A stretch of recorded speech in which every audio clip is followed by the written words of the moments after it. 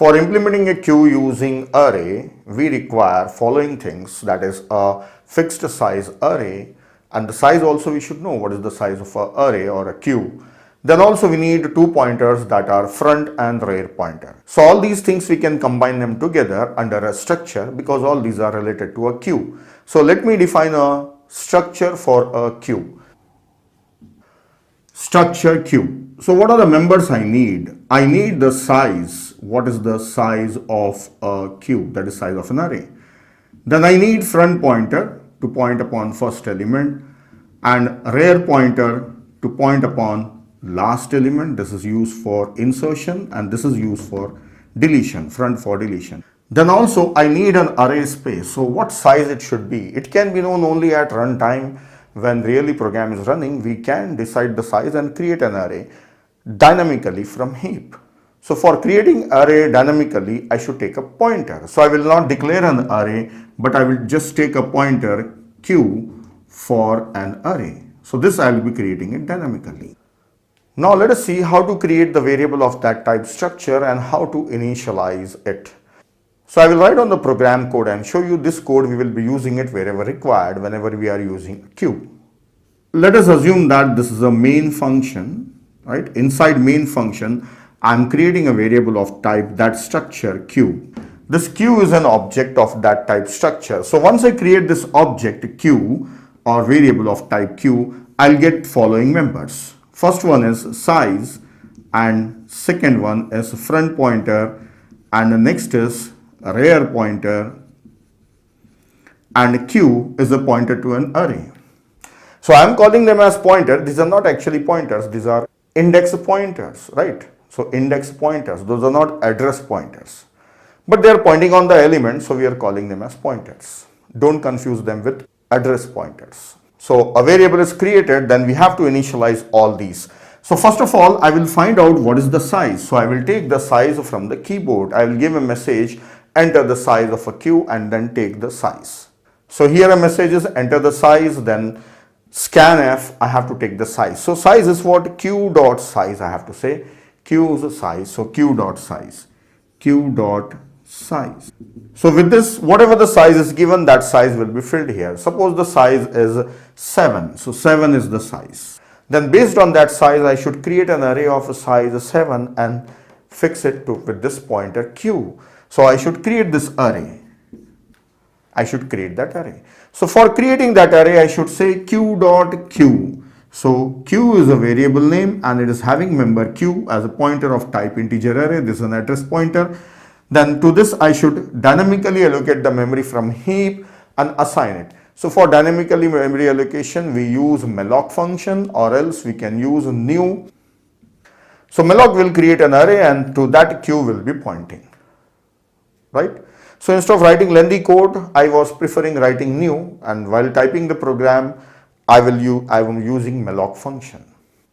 Now the last thing, I have to initialize front and rear. Initially both are -1, so I have to set this as -1 and this also as -1. So say q dot front as well as q dot rear both assign -1. So we can initialize them together in a single statement. So these are the steps required for initializing a queue. Now let us look at functions, operations on a queue. That is, we look at enqueue and dequeue operation. So I will write on the functions for enqueue and dequeue. So enqueue function. Enqueue function is taking a value that we want to insert in a queue and also in which queue you want to insert. So it is taking queue as called by address or called by reference. So if suppose this is the object created in main function or some other function, wherever it is, we want to insert in that queue, then this queue is a pointer to this one, pointer to that particular object. Now let us write the function. For insertion, first of all, we should know is there any space or not. If there is no space, we cannot insert. If there is no space, means queue is full. So first check whether queue is full.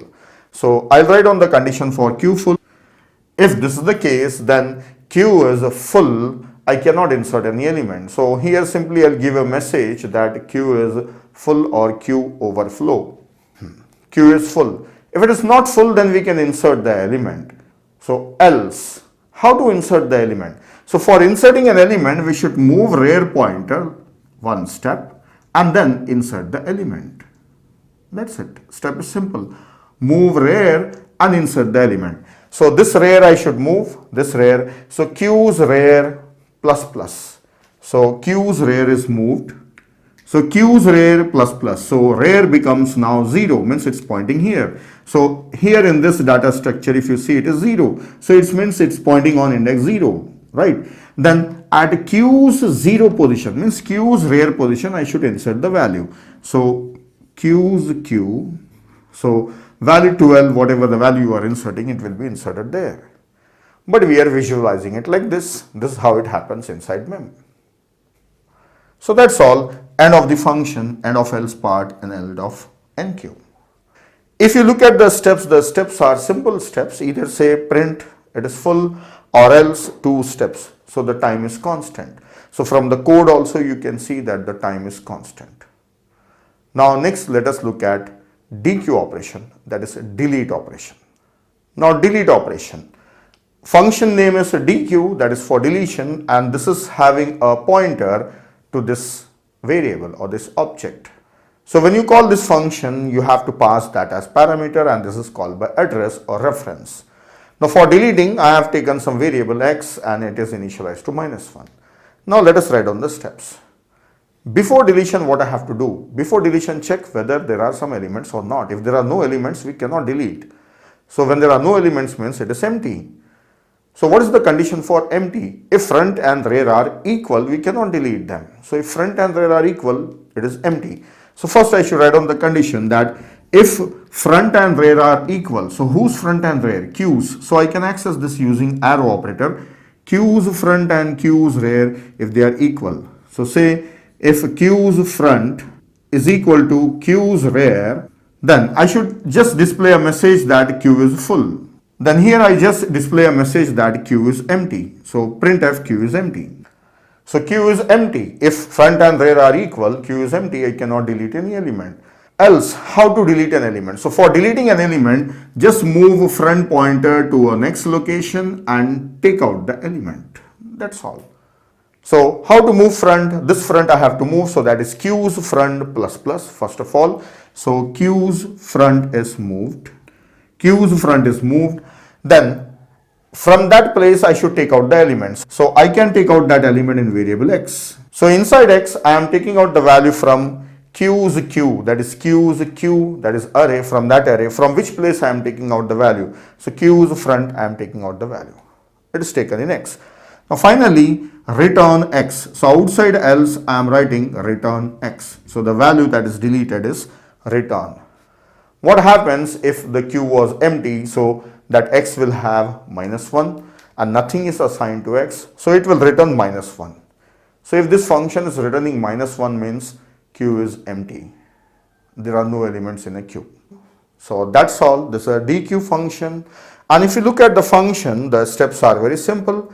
Condition is checked and the printing is done. Otherwise, just 2 simple steps. So the time taken by dequeue is constant. So from the code also you can see that it is constant.